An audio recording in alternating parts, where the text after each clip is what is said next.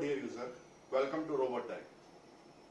फिर से हम लाए एक new machine, laboratory spray pyrolysis machine.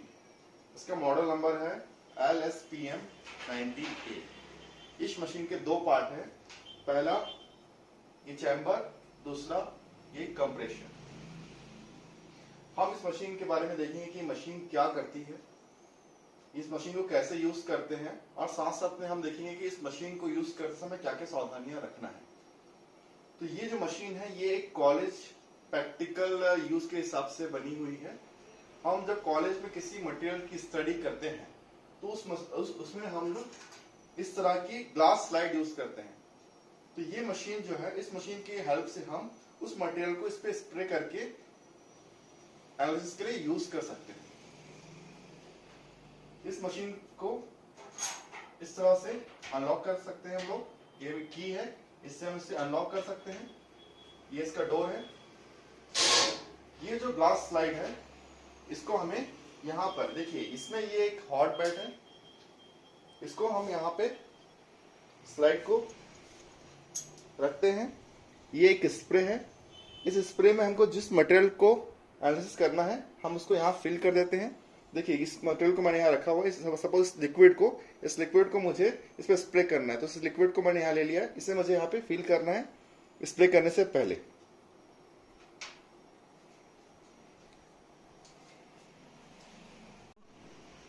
जैसा मैंने बताया कि इस मशीन के दो पार्ट हैं, पहला चैम्बर, दूसरा कंप्रेशर। तो हम सबसे पहले इस कंप्रेशर को रेडी करते हैं।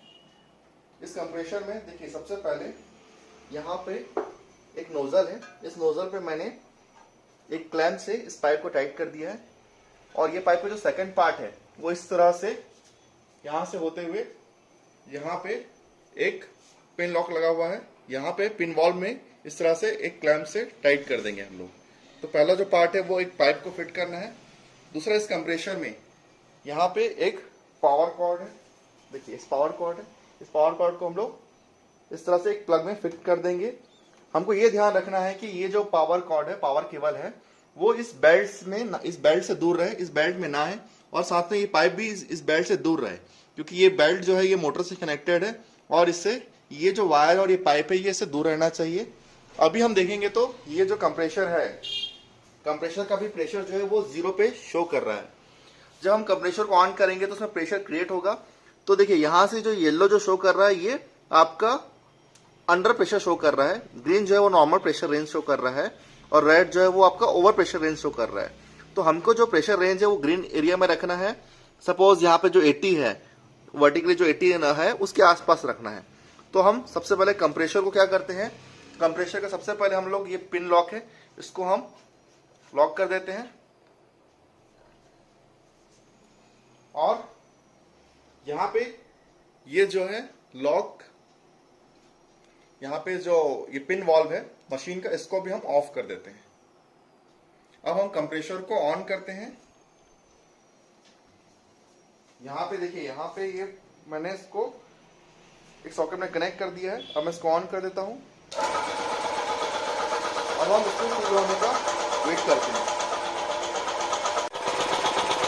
प्रेशर अब 80 के आसपास पहुंच गया है, तो अब मैं कंप्रेशर को ऑफ कर देता हूँ।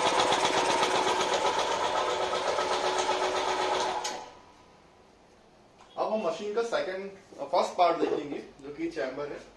अब मैं सबसे पहले इसको पावर ऑन करता हूँ। पावर ऑन होते ही सबसे पहले देखिए यहाँ पे ये जो नोजल है ये सबसे पहले फोमिंग कंडीशन में जाएगा। यहाँ पे देखेंगे तो एक मैसेज भी आ रहा है, वेट फॉर फोमिंग। तो ये होम पे गया और वापस इस इनिशियल कंडीशन में आ जाएगा।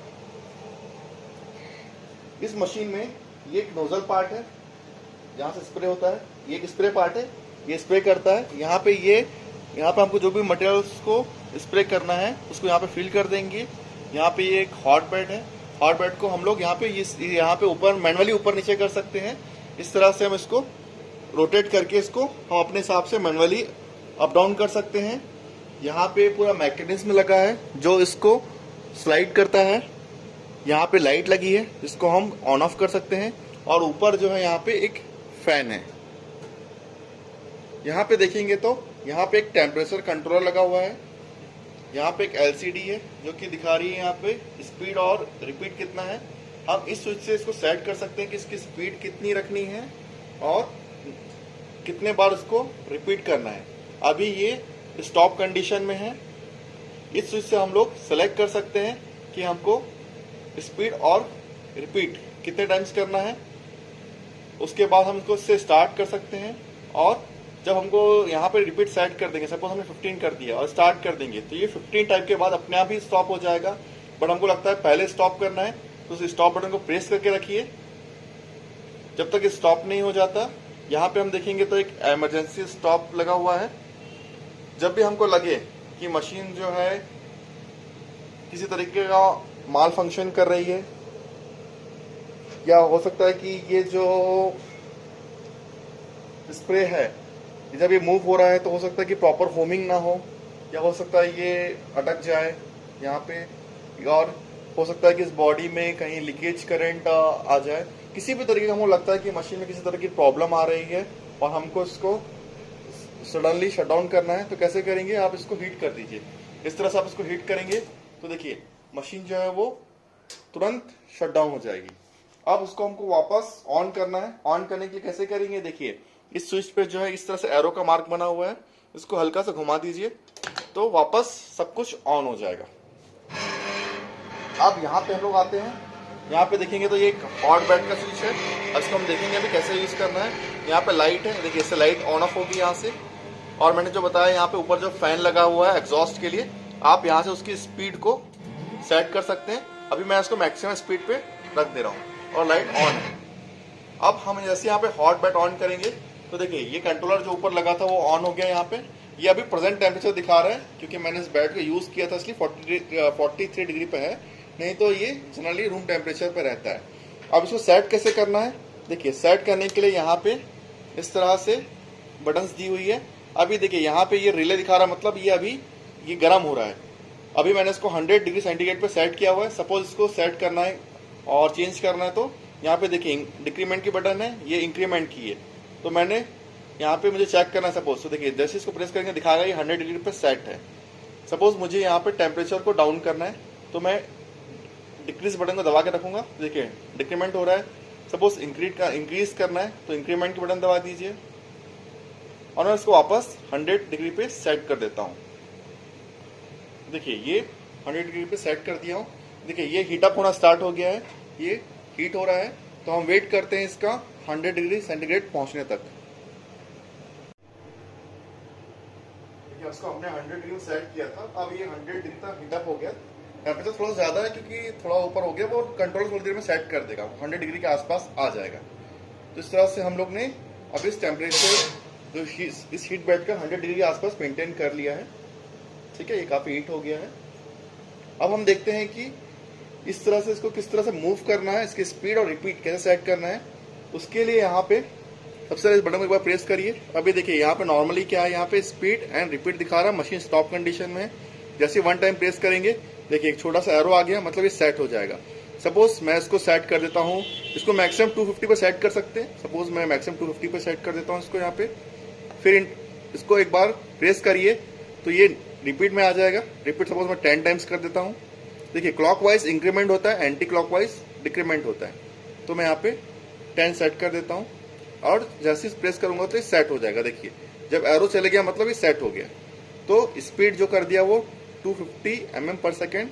रिपीट नंबर ऑफ रिपीट कितना है, 10 टाइम्स। अब जब मैं इसको ऑन करूंगा तो वो रिपीट होना स्टार्ट हो जाएगा और आपको बताया भी इसको स्टॉप कर सकते हैं हम लोग। तो अब हम क्या करते हैं, यहाँ पे लिक्विड फिल करते हैं। तो देखिए यहाँ पे मैंने ये जो लिक्विड था जिसको मुझे स्प्रे करना है, मैंने इसे लेके रखा था, मैं इसे यहाँ पे प्रॉपरली फिल कर देता हूँ।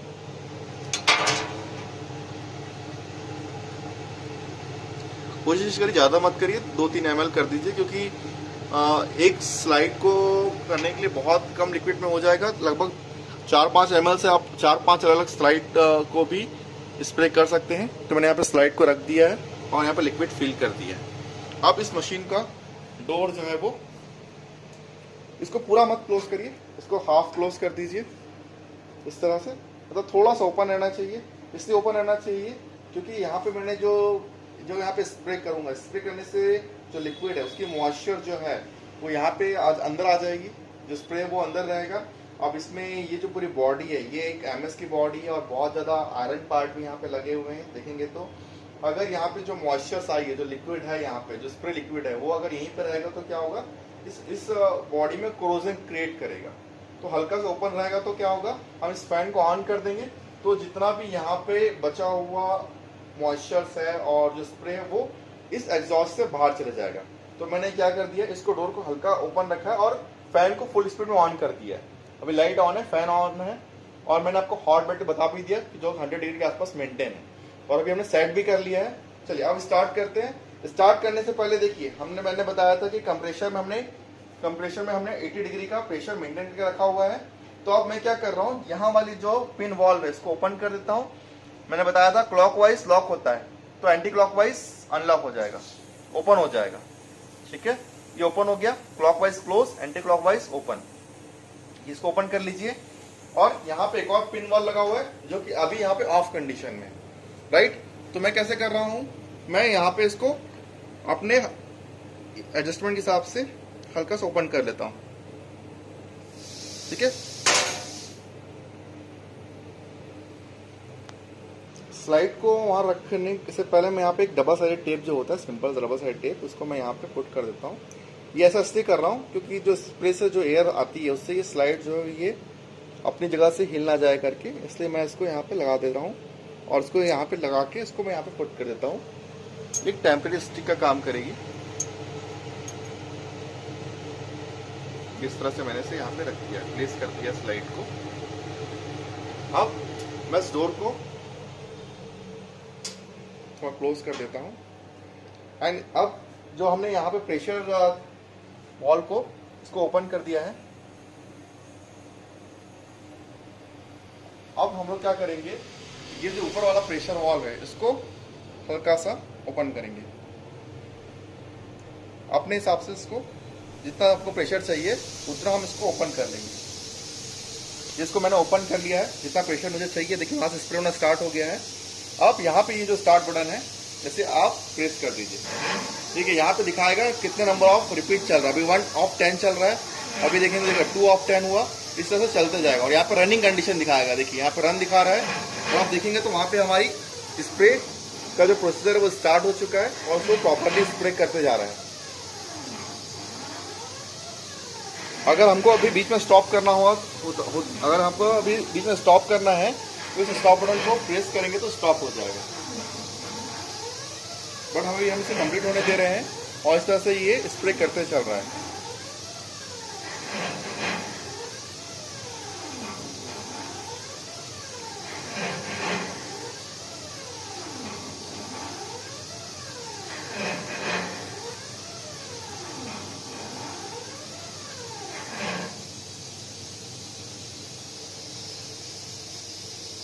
आप देखेंगे तो ये यहाँ पे मशीन जो है वो स्प्रे करके स्टॉप हो चुकी है। यहाँ पे मशीन स्टॉप हो गई है। इस तरह से आपका यहाँ पे वो स्प्रे हो चुका है। स्प्रे होने के बाद सबसे पहले हमको इस पिन वॉल को क्लोज करना है। वर्टिकली क्लोज हो जाएगा, ये क्लोज हो गया। उसके बाद हमें कंप्रेसर के पिन वॉल को पूरी तरह से क्लोज कर देना है और यहाँ पे जो हीटिंग बेड है इसका हीटिंग ऑफ कर देना है। लाइट हमारे अकॉर्डिंग हम ऑन रहने दे सकते हैं, ऑफ कर सकते हैं। हाँ, फैन को आप थोड़ी देर के लिए ऑन रहने दीजिए और डोर को थोड़ा सा क्लोज ओपन रहने दीजिए। इससे क्या होगा ना कि जो भी स्प्रे से वहाँ पे जो भी मॉइस्चर है, जो स्प्रे है, वो क्या होगा, वो बाहर चले जाएगा। साथ साथ में जो बेड है, बेड को हमने ऑफ कर दिया है तो जो बेड की हीटिंग है, क्योंकि बेड 100 डिग्री पे था, तो वो जो हीटिंग है, एक्स्ट्रा हीटिंग है, तो वो बाहर चले जाएगी तो बेड भी अपना ठंडा हो जाएगा। तो इस तरह से हमारा ये जो ऑपरेशन है ये पूरी तरीके से कंप्लीट हो जाएगा। तो इस तरह से मैंने आपको इस मशीन का और इस कंप्रेसर का पूरा वर्किंग बता दिया है। इसके बाद हम कुछ और चीजें देखते हैं। इसमें ये जो यहाँ पे स्प्रे लगा है ये कुछ दिन तक, महीने, एक महीने 2 महीने आपका इस तरह से यूज हो जाएगा। अगर फ्यूचर में लंबा यूज करने के बाद 2-3 महीने यूज करने के बाद सपोज ये अगर जाम हो जाता है तो पहला हमको क्या करना है, सबसे पहले जब भी हम इसको यूज करेंगे ऑपरेशन के बाद, तो हमको क्या करना है, एक थोड़ा सा उसमें वाटर डाल के उसको ऐसे ही खाली स्प्रे कर देना है, जिससे क्या होगा, जो भी आपका मटेरियल होगा वो उसमें से क्लीन हो जाएगा। ये तो हुआ आफ्टर ऑपरेशन, हर ऑपरेशन के बाद वो क्लीन करना है। और इनफैक्ट इसके बाद ऐसा होता है कि 2-3 महीने बाद वो जब वो ज्यादा ही ब्लॉक हो जाती है या प्रॉपर स्प्रे नहीं हो रहा है, तो उस केस में क्या कर सकते हैं आप, यहाँ पे इस स्प्रे गन को आप रिमूव कर सकते हैं। उसके लिए यहाँ पे ये एलन की दिया, इसको रिमूव कर लीजिए और यहाँ पे इसको रिमूव कर लीजिए किसी भी कटिंग प्लायर से, और यहाँ पे इस केबल टाइप को कट कर लीजिए और इसको ये सिंपली रिमूव हो जाएगी। फिर आप इसको क्लीन करके अगेन यहाँ पे फिट कर लीजिए। या 2-4 साल बाद ये जब गन है, जब ये खराब हो जाएगी, जब इसकी लाइफ कंप्लीट हो जाएगी, तो आपको नई गन लगानी है 4-5 साल बाद, तो सेम तरीके से यहाँ पे लगा के फिट कर सकते हैं। और इसमें जब भी आप इसको डेली यूज करें तो थोड़ा सा उसके वायर्स का ध्यान रखें कि पीछे के वायर्स प्रॉपर हो, नीचे वो ग्राउंडिंग केबल प्रॉपर हो, यहाँ के सब वायर प्रॉपर हो। और इस तरह से इसको आप इसी की केयर कर सकते हैं। जब भी आप मशीन को सप्लाई देंगे, चाहे इस मशीन को दीजिए चाहे कंप्रेसर को दीजिए, तो देख लीजिए पावर सप्लाई प्रॉपर है, न्यूट्रल एंड फेस आपके प्रॉपर है, और सबसे इंपॉर्टेंट ग्राउंडिंग चेक कर लीजिए अर्थिंग प्रॉपर है कि नहीं, क्योंकि अर्थिंग प्रॉपर होगी तो इसको मशीन को भी प्रॉपर अर्थिंग मिलेगी। क्योंकि चेक कर लिए कि जो भी आपके पावर सॉकेट है उसमें अर्थिंग प्रॉपर हो। हमने मशीन में प्रॉपर अर्थिंग दिया हुआ है, इस कंप्रेसर में प्रॉपर अर्थिंग है, और आपके सॉकेट में प्रॉपर अर्थिंग होना चाहिए, जिससे अगर कोई भी लीकेज करंट आता है तो प्रॉपर अर्थिंग हो जाए। अब कंप्रेसर के बारे में हम देख लेते हैं। कंप्रेसर के वजह से बताया कि कहाँ तक उसको मेंटेन रखना है। मैंने बताया था आपको कि 80 तक ही इसको मेंटेन रखना है, ग्रीन लाइन के सेंटर में 80 के आसपास को मेंटेन रखिए। इसको कभी भी ओवर प्रेशराइज यहाँ तक नहीं जाना चाहिए, ये ओवर प्रेशर तक नहीं जाना चाहिए, अदरवाइज क्या होगा, मशीन डैमेज हो सकती है, सेफ्टी वॉल्व जो है वो ओपन हो सकता है।